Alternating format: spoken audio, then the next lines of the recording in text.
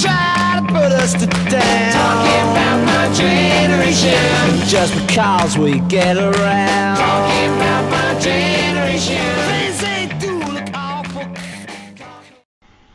Hello, everybody.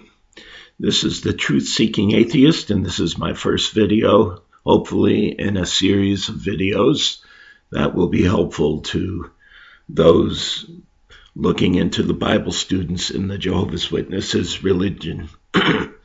I'm sorry, I have a cold, and my voice isn't so good, so I do apologize for that for now. But looking at Watchtower, and obviously the beginning of this video, I'm sure that most of you don't have to guess very hard as to what topic I'm going to be talking about. Throughout its 140-year history, Watchtower Bible and Tract Society has had a long history of making predictions, and especially predictions that failed. And starting with their founder, Charles Taze Russell, the image before you is Russell in his later years, made predictions for the end of the world and the beginning of the 1,000-year kingdom. And many of these predictions, they started with 1874, with 1878, 1914, 1915, and 1918. But he died before 1918. That was his last prediction. Charles Russell died in 1916. But that didn't stop his successor, Joseph Franklin Rutherford, from taking a crack at his own. Rutherford, shown here at the Cedar Point Convention around the early 1920s, maybe 1919, famously predicted millions now living will never die. Also predicted that the kingdom would be established in 1925 and that the princes of the Old Testament, the ancient worthies, as Russell called them, would return to earth and God would establish his kingdom. Armageddon would destroy the present world under Satan. And 1925 came and went, and Rutherford quickly got out of the predicting business. Presidents Nathan Knorr and Vice President Frederick Franz also came up with their own date in later years. They didn't learn their lesson from their predecessors and came up with a date, 1975, for the end of the world. And for a time, they were successful in growing the organization, but then when 1975 didn't show any of the promises of Armageddon, membership declined, and the yearbooks showed a significant decline in the numbers of Jehovah's Witnesses in the years just following 1975. But they quickly recovered, and by the 1980s, the Watchtower Society came back with their new interpretation of predictive dates, because they have to keep the pressure on that Armageddon is just around the corner. So what they came up with was with an article that featured many old-time Watchtower members that lived during 1914, and they came up with this doctrine that those who lived and could remember the events of 1914 would still be alive when Armageddon came. And so this is how, rather than giving any specific date, This is how they kept the pressure of urgency going without giving a specific date that people could point to as a failure. But the only problem with that was that all those old people on the cover of the Watchtower, May 19, I believe it was 1984, they're all dead.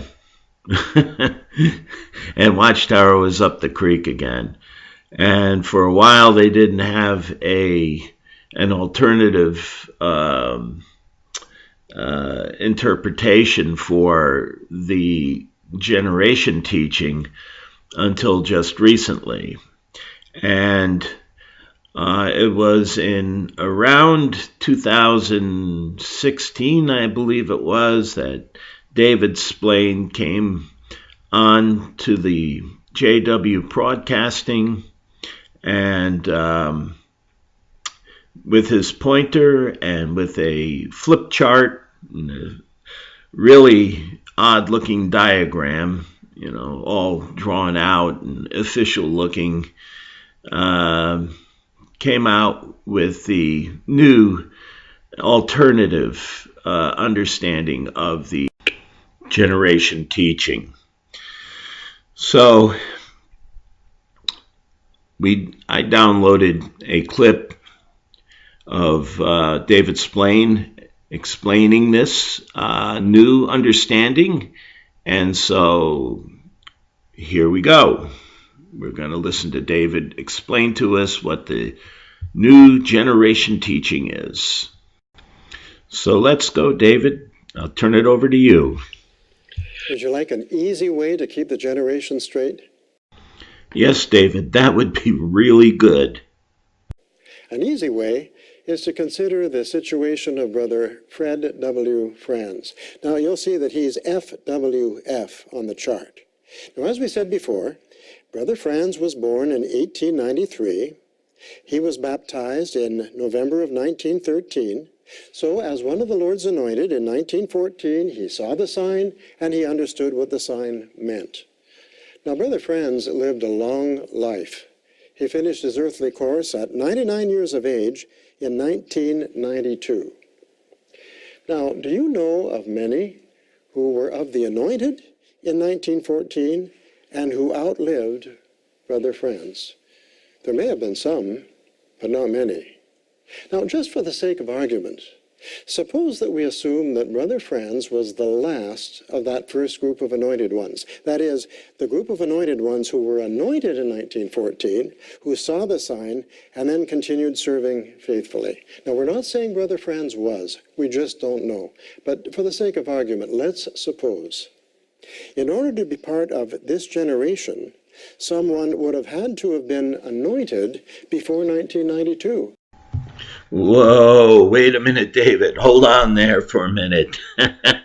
I got a couple of questions. First off, you asked a question regarding, did you know any anointed from 1914? As a Bible student, I knew many of the original Bible students who no longer were a part of Watchtower, who claimed to be of the anointed class. And some of them lived past 1992. Of course, they were very old, but Bible students did tend to live longer ages because they didn't smoke and drink. But yeah. Also, when you talk about Freddie Franz knowing what the sign meant, how could Fred Franz have known what the sign meant in 1914, 1 year after his, when you people don't even know what the sign means today? So how in the world could he have known what it meant way back in 1914? And then, lastly, you say they had to be anointed. Now, where in the set of scriptures that you base your generation teaching on in Matthew is there anything mentioned at all about the anointed? Now, if I recall, the generation teaching is out of Matthew 24. using the King James Version, just because I don't like the way the New World Version sounds when it's read. Now learn the parable of the fig tree. This is the context in which this was taken. So likewise, when ye see all these things, know that it is near, even at the doors. Verily I say unto you, this generation shall not pass till all these things be fulfilled. Heaven and earth shall pass, but my word shall not pass away. Now there is not one mention of the anointed in this context whatsoever. So you're taking an awful lot of liberty to make some assumptions that this generation teaching that you're presenting to everybody is based on the anointed and the overlapping of anointed, and redefining the word generation and what it means. Now let's take a look at the contemporary understanding of what a generation is, and see if it is anywhere close to what the accepted definition for what a generation is in the dictionary. Now, according to Webster's, a generation is a group of people all born and living at the same time, regarded collectively. And an example they give is he is one of the greatest songwriters of his generation. So these are people that have something in common, that lived through the same things, through the same eras, through the same political circumstances, sort of like the baby boomers or the greatest generation or Generation X. There's nothing at all that comes anywhere close to what you're beginning to insinuate here with this overlapping generation idea. So we'll let you continue, Dave. Because he would have to have been a contemporary of some of the first group. Now, again, we're not saying that Brother Franz was the last of this group, but we're just using this for the sake of argument as a point of reference. Anyone anointed after 1992 would be of the anointed, but he would not be part of this generation. And Jesus said, this generation will not pass. Enough already. I can't take it any longer. Let's stop here. Now, David, with his flip chart, what he was implying was that if a person overlaps another person's life in some way, that they somehow belong to the same generation. So I thought I'd come up with my own chart based on what David has implied in his explanation of the overlapping generations with Fred Franz and the Anointed and all that stuff that they're just making up off the top of their heads. Here I've got a chart that I made using their same thinking, same line of thinking. The picture there that you see of that old man is Albert Henry Wilson. He was the last Civil War veteran to have died. He was the last confirmed Civil War veteran to have died. Now, he died in 1956. I, Truth Seeker Atheist, was born April 12th, 1955. It just so happens that the Civil War that Wilson fought in also began on April 12th, so I always was able to remember when the Civil War began because it was on my birthday. But Wilson was born on 1850, and because I overlapped Wilson's life by 1 year, what David is implying is that we are or can be considered of the same generation.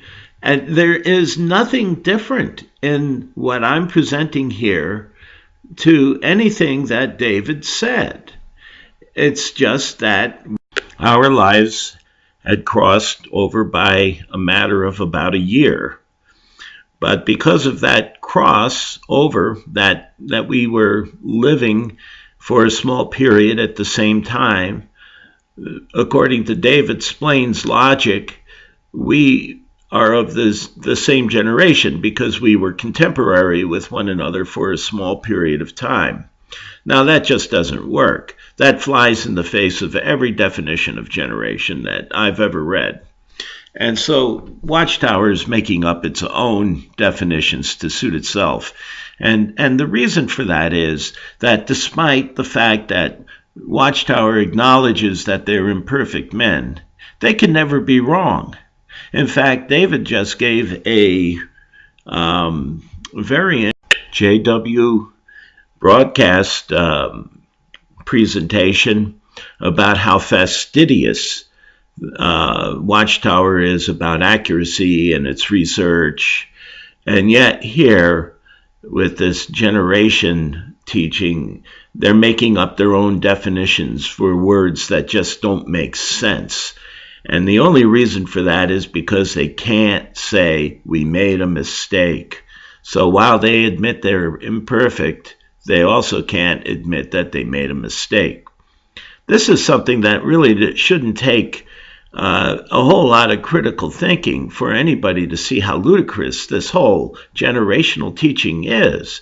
And this has been a pattern of Watchtower's history for 140 years of craziness, of pyramids, of tabernacles, of all kinds of dates, and nothing that they've ever predicted ever came true. So, I just don't understand how anybody inside Watchtower can, take this at face value, and it just doesn't pass the straight face test, and then that, is at least the minimum requirement that they should be held to, is at least the straight face test, but they can't even do that with this. So anyway, this is the truth-seeking atheist wishing you all well until the fireballs start flying from the sky above. So take care and take cover.